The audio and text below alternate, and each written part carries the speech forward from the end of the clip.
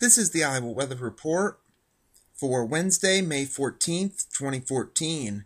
And now our first look at the 0Z GFS model run. This is 1 p.m. this afternoon. We have a trough axis moving through the state at this point with a storm system off to our south. This is going to get kicked up to the north and east later today and into Thursday. And with that, we'll still see some clouds, a little bit of sunshine around here today. Highs will be mainly in the upper 50s to middle 60s across the state with partly to mostly sunny skies.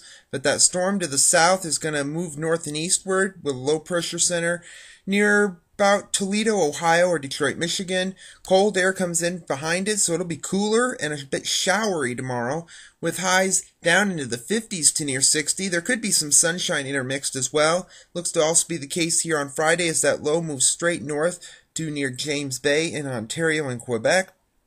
So we still could see some sunshine with some afternoon showers and maybe a thunderstorm with highs in the upper 50s to mid 60s.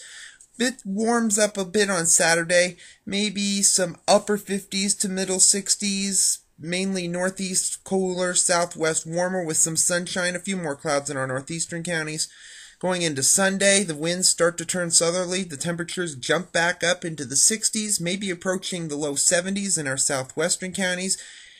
But we'll also have an increase in cloudiness from the west as the next storm system approaches. By Monday, we could see an isolated shower or storm. Better chances would be across the Plain States and the Dakotas and into Nebraska and Kansas.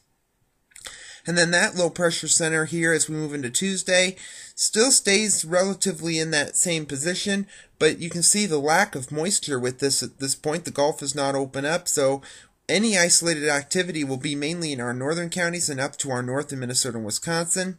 And you can see why here by next Wednesday there's a big 588 high centered right over the south, big trough over the west.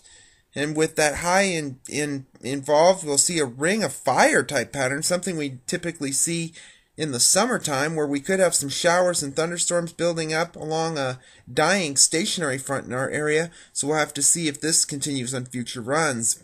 But that high pressure and that big strong ridge over the southeast is not or anywhere around here on the 25th. This is on during the Memorial Day weekend. Pretty much a broad trough over the east. The light northwesterly flow, a little bit of shower activity around, some isolated activities, some afternoon showers and storms in the south and east. Readings look to be near seasonal levels in the 70s or so if this is to be right. And then as we go to the end of the forecast on May the 29th, here comes the ridge back again. We see the main storm track across the northern tier of the country, a trough axis moving off the northeast coast. And if this is right, we could see some shower activity coming in from the north and west, a little bit of afternoon shower and thunderstorm activity as is typical in the summer in the southeast and the mid-south, and otherwise some seasonal temperatures in the 70s to low 80s. Satellite image from last evening, you can see that plume of moisture from the Gulf straight north through Louisiana, Arkansas, into Missouri, with the system coming through Oklahoma and Texas. That's the system that's going to ride northeastward by Thursday, bringing us some rain. You can see that with the watch warning maps and flash flood watches in Arkansas, but a lot of cold air diving in with some frost and freeze advisories across the plains, even a frost advisory in northwest Iowa. The QPF chart, precipitation over the next 5 days through Sunday evening at 7 o'clock, showing rainfall amounts around here anywhere up to about 1/4 of an inch. Many areas will only receive a few hundredths. Heaviest will be across the east, where up to 2, possibly 3 inches of rain is possible.